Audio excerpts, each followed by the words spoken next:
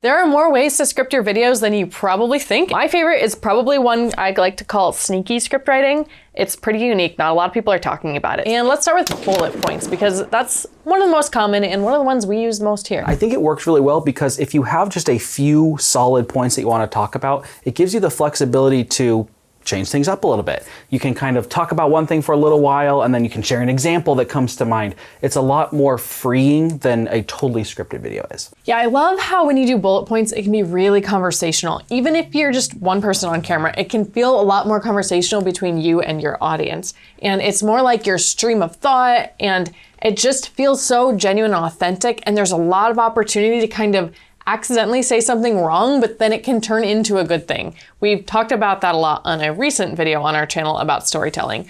But it's also a catch-22 because although you are more conversational, you're more likely to rant or kind of drag on, repeat examples, kind of like I'm doing here, and you get off topic and your audience doesn't want to listen that much. That causes people to click the gear icon and put your video at 2 times speed, and you don't want that. Okay, have you guys ever watched the show The Office, the US version? There's a scene where Michael Scott's talking to his boss, and he basically just starts this sentence, and he basically explains in this interview, he's not really sure where he's going with it, but he'll just keep talking and talking and talking. Sometimes I'll start a sentence, and I don't even know where it's going. I just hope I find it along the way.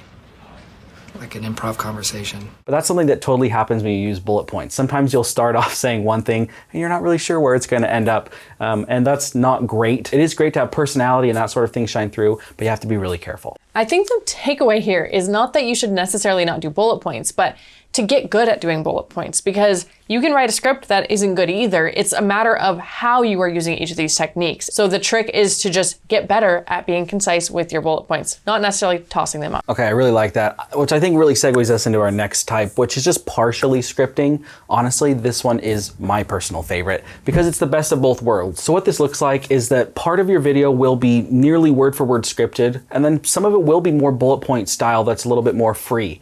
Now, the reason I like this one a lot is because, like Julia said, there's points in your video that have to be super concise. Retention is key on your videos. You don't want people doing double speed. You don't want people clicking off, and you can help people not click off by scripting the really important parts, like the intro and the hook of your video. Those very often should be scripted to some extent so that you can just say things in the most concise way possible so that people are more interested in staying. But then if there are parts of your video that you want to feel a little more natural or a little bit more slow, you can definitely do those parts without scripting them totally. So pay attention to how this one's coming together in the edit, because the danger when you're using this method is that sometimes it can appear a little bit obvious, or even if people don't know exactly what happened, maybe they don't know that you went from bullet points to a fully scripted video, but they can just kind of tell that the vibe changed and it might be a little jarring. So make sure it feels cohesive in the edit and make sure you're doing each of these well enough that there's not a huge noticeable difference between the casual parts and the more scripted parts. So this one is one that we use fairly often on this channel.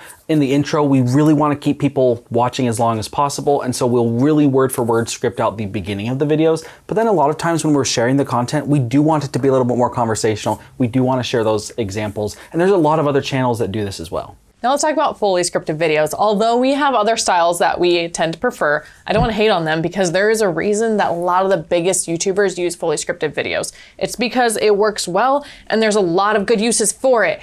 They work really well for faceless channels or voiceovers. If you do want to be word for word, you might consider using a teleprompter. They have a lot that you can connect to your phone and it goes right on the camera, so it still looks like you're looking at the lens. And if you're trying to get word for word, that's like your best bet because trying to memorize word for word is such a nightmare. And don't let this be a crutch. If you have not had any experience with bullet points, please, please at least try it. Try it long enough to get good at it and see if you prefer it, because so many people think that they need to be perfectly polished and that they need to have these professional presentations, that they sound better with the scripts, and they don't realize that they actually don't.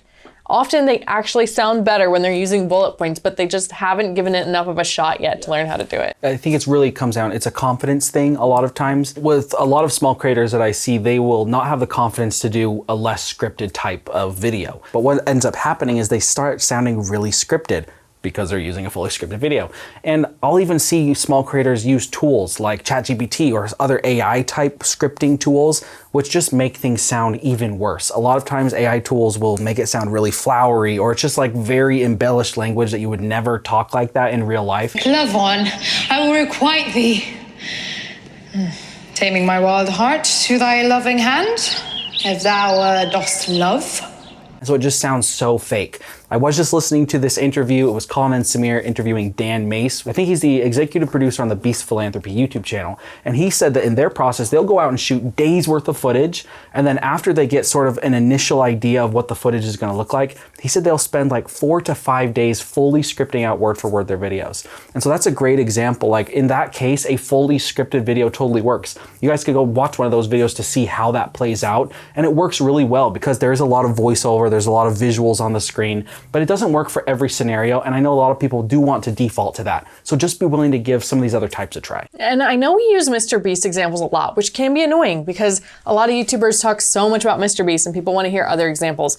But I just want to mention the benefit of that is that they show a lot of behind the scenes, more than most big YouTube channels do. They tell how they do things more. Mr. Beast is really helpful to other YouTubers that are trying to grow and really helpful, which is being transparent about his process. And so although we can watch videos and be 90% certain that they are scripting them because we can tell, we don't want to use those as examples for you guys because we can't really prove it. And so that's why we end up defaulting to Mr. Beast, for example, so often. But you can probably go watch other channels and figure out for yourself what kind of scripting style they're doing. Yeah, I think that's a good point. And like Dan Mace, for example, I think that's the other part of why it's so easy to see. Like you said, there's a lot of transparency because he's interviewed in so many places, but also members of his team, like his production team and his lighting team and his sound team, they also have YouTube channels. And so you can go watch their channels and see their style on Mr. Beast, but then also go see their style on their channels as well. Dan Mace is one of those. He has nearly 1 million subscribers on his own channel. So you can totally see how he does things on that channel, and then it plays into how he does things on the other big channels he's on. I'm going to go over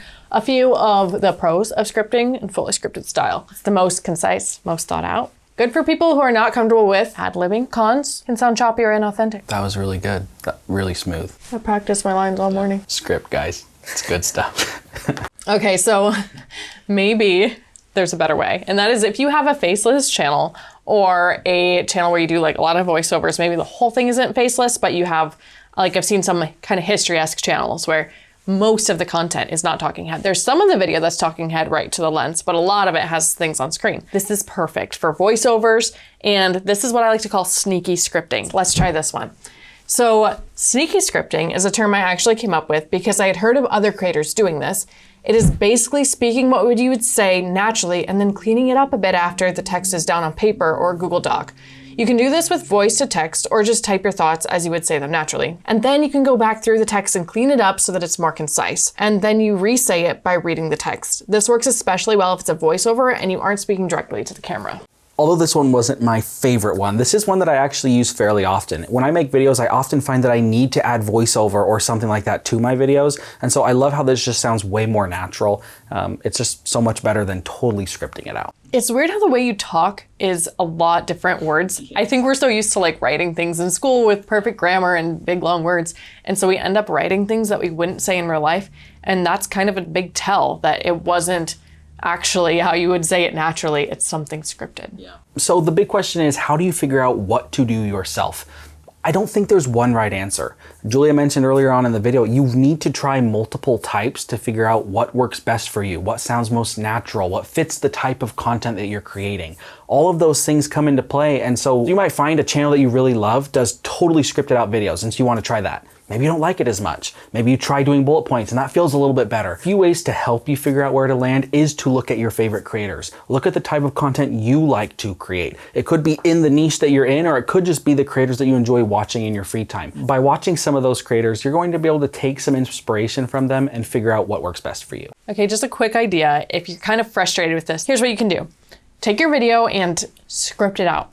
Script it out exactly how you want to, and then make bullet points. Do one take of bullet points and one take of scripting, and then you can still use the scripted one if you like it better, or if you normally do bullet points, you could still use the bullet points if you liked it better than the scripting, but you're getting practice doing both, and over time you might find you actually like a format different than what you originally thought. There's a lot of different reasons to try different formats. Maybe it's to help you get more comfortable on camera. Maybe it's to improve your retention. Whatever it is, trying different things is going to help you figure out what the most optimal way for scripting your videos is. Let us know what your favorite method of scripting is in the comments, and watch Storytelling next, because scripting and storytelling are absolutely